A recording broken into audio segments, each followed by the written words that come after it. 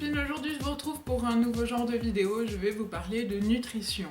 Alors je ne prétends pas être experte en la matière et je ne prétends pas donner des leçons, je suis encore en train d'apprendre et encore en train de tâtonner, mais au fil de mes tâtonnements j'ai appris pas mal de choses sur la nutrition, sur pourquoi je ne maigris pas, pourquoi nous ne maigrissons pas, pourquoi nous mangeons mal, enfin toutes ces choses-là, et je vais tenter de vous les expliquer.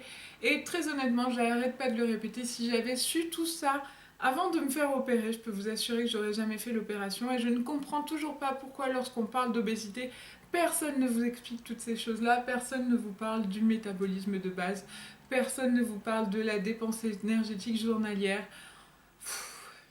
C'est assez incroyable. Tous les nutritionnistes que j'ai vus ne m'ont jamais parlé de ça et c'est aberrant qu'ils n'en aient jamais parlé. Tout ce qu'ils ont trouvé à me dire, c'est vous mangez pas correctement, vous êtes obèse, et merci, j'étais pas au courant. Bref, voilà. Donc aujourd'hui, je vous parle de ça. Donc on va commencer avec le métabolisme de base. Vous vous posez souvent la question de comment perdre du poids efficacement, comment perdre du poids rapidement, comment... Alors attention, perdre du poids rapidement, c'est pas une bonne idée. Je sais, on vous l'a déjà dit 1 million de fois, mais perdre du poids rapidement, ça ne marche pas. Vous allez en perdre 10 rapidement et vous allez en reprendre 20 encore plus rapidement. Parce que oui, quand on perd du poids, quand on en reprend, on double. Crois-moi, croisant mon expérience. Bref, rapidement, c'est pas la bonne solution. Ce qu'il faut, c'est durablement. Et pour perdre du poids durablement, il faut comprendre certaines choses. Donc en fait, il y a une petite chose qui s'appelle le métabolisme de base. Alors le métabolisme de base, qu'est-ce que c'est? Le métabolisme de base, c'est le nombre de calories que ton corps consomme pour faire marcher tes organes. Et ne rien faire d'autre. Juste faire battre ton cœur, faire que ton estomac digère ou que ton foie. Bref, en gros, ce que tu dépenses comme énergie pour pioncer. Donc le métabolisme de base, il y a plusieurs calculs, notamment un calcul dont je me suis servi et plein de sites qui permettent de le calculer. Donc je vous mettrai les liens en barre d'infos. Et ce métabolisme de base va vous aider à comprendre comment maigrir. Vous n'arrêtez pas de répéter, je mange une feuille de salade, un morceau de jambon et je maigris toujours pas, mon poids sur la balance il bouge pas, pire, j'ai grossi. Bon. Alors remettons les choses dans leur contexte. Quand on calcule son métabolisme de base, on le calcule par rapport à son poids, à sa taille, à son âge et si l'on est une femme ou un homme. Une fois qu'on a déterminé ce métabolisme de base, on a un chiffre. Pour moi, il s'élève à 1650 et des patates. Donc, en gros, le minimum du minimum de calories que je devrais ingérer pour une journée, c'est 1650 calories. Parce qu'en dessous de ça, mon corps va croire que c'est la famine, que c'est la guerre, et qu'il faut stocker tout ce qui ne lui servira pas à faire marcher l'intérieur dedans de toi-même, il va stocker. Alors oui, tu vas manger une feuille de salade et un morceau de jambon, mais ton corps, lui, il va se dire, je vais me servir du minimum pour faire marcher ce qu'il faut faire marcher, et tout le reste, ça va aller où?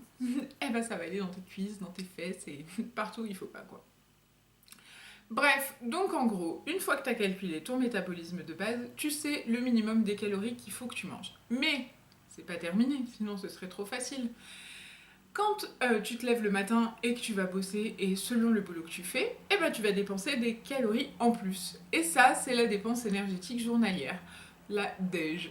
La DEJ, c'est par exemple si tu as un métier un peu physique, que tu passes ta journée à marcher, et ben tu vas avoir une DEJ plus élevée que moi par exemple qui passe mes journées assise à un bureau.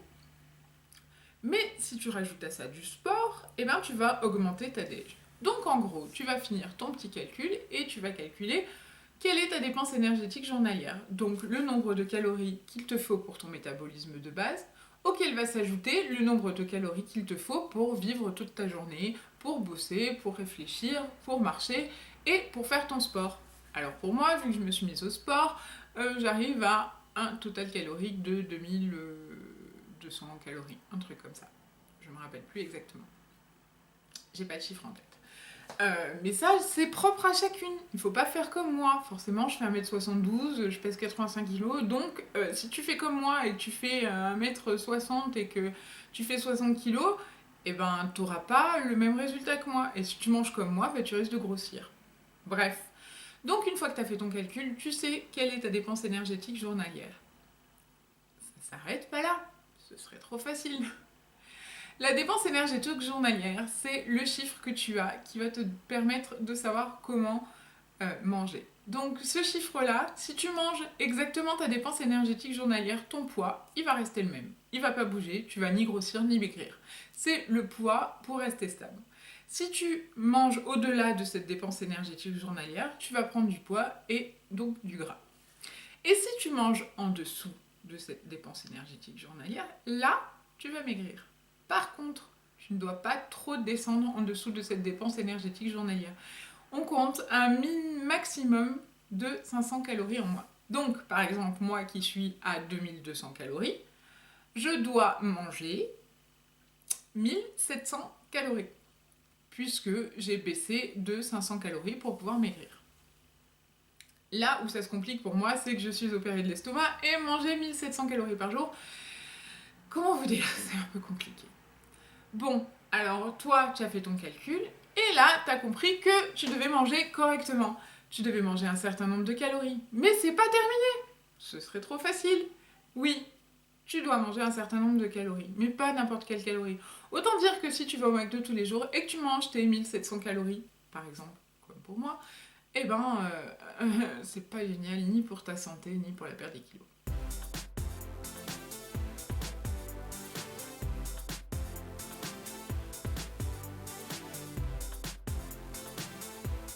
Je sais que ça fait beaucoup d'informations à assimiler et je sais que certaines d'entre vous vont dire mais c'est pas la peine que je fasse ce qu'elle raconte, de toute façon il connaît rien. Certes j'y connais rien, ça je suis entièrement d'accord avec vous, mais je me suis suffisamment documentée pour comprendre comment manger et je peux vous assurer que vous n'avez qu'à demander à tous les sportifs de votre entourage, ils vous diront exactement la même chose que moi. Parce que c'est quelque chose que tous les sportifs savent. Tous les sportifs le savent. Pourquoi pas les obèses? Ça leur permettrait de ne plus être obèses, je comprends pas. Bon bref, voilà, c'était la révolte du jour. C'est vrai que ça m'énerve et que j'aurais vraiment, vraiment voulu savoir tout ça bien avant. En tout cas, j'espère que le fait de partager mes maigres connaissances avec vous va vous aider. Je sais que ça peut faire peur, vous allez tomber sur un calcul de calories qui va vous sembler insurmontable et que vous allez avoir l'impression de manger tout le temps. Mais croyez-moi, le jeu en vaut la chandelle et, encore une chose, le nombre de calories que vous allez manger, vous ne devez pas les répartir sur 3 repas. Manger 3 repas par jour, c'est donner l'opportunité à votre estomac de gonfler, de grandir et de ne pas se rapetissir. Par contre, si vous fractionnez et que vous faites un petit déj, une collation à 10h ou 10h30, un repas à midi, midi et demi, 1h, une collation à 16h et un repas à 20h, et bien là, vous allez arriver à mettre vos calories, les doigts dans le nez, dans votre plan alimentaire. Depuis que je mange 5 repas par jour, j'ai plus la dalle. Avant, j'avais tout le temps faim. Arrivé à 18h, j'avais trop faim. Il fallait qu'on mange là tout de suite parce que sinon j'étais en train de m'auto-digérer. Et ben maintenant, je peux attendre tranquille le prochain repas. En fait, si tu laisses pas le temps à ton estomac d'être totalement vide et de te faire les gargouillis et de te dire j'ai faim, eh ben tu le vis vachement bien mieux. Et du coup, tu peux caler ton plan alimentaire sans problème et c'est vachement plus facile. Je sais pas qui a décrété qu'il fallait manger 3 fois par jour. Moi, je dis qu'il faut manger quand on a faim. Et à 10h, j'ai la dalle. Et à 4h, j'ai la dalle. Du coup, je mange et c'est vachement mieux. Donc, si tu décides de t'en tenir à ce plan alimentaire, crois-moi, tu vas avoir des résultats. C'est tout ce que j'avais à ajouter. J'ai l'impression d'avoir encore un millier de trucs à dire et je referai très certainement une vidéo là-dessus. Mais il y a tellement de choses que j'ai apprises et tellement de choses que je regrette parce que je voulais savoir tout ça avant et personne ne m'en a parlé. Donc si je peux vous être d'une petite aide quelconque et que vous allez comprendre un peu plus la nutrition grâce à tout ce que je vous explique et grâce aux liens que je vais vous donner, ce sera déjà génial parce que Parce que c'est important de se sentir bien dans sa peau et d'arrêter de faire des yo-yo avec son poids et d'arrêter de traumatiser sa peau qui est élastique mais que jusqu'à un certain point.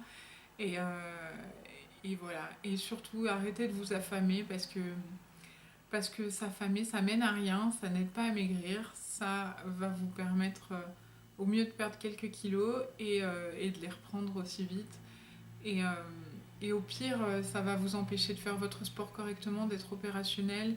Ça va, le gras, les kilos que vous allez perdre des kilos de muscles. Vous donnez tellement de mal et tellement d'efforts pour prendre ces muscles que si vous vous affamez derrière, bah, ça va pas puiser dans le gras forcément, ça va puiser dans le muscle et vous n'allez pas prendre ces muscles.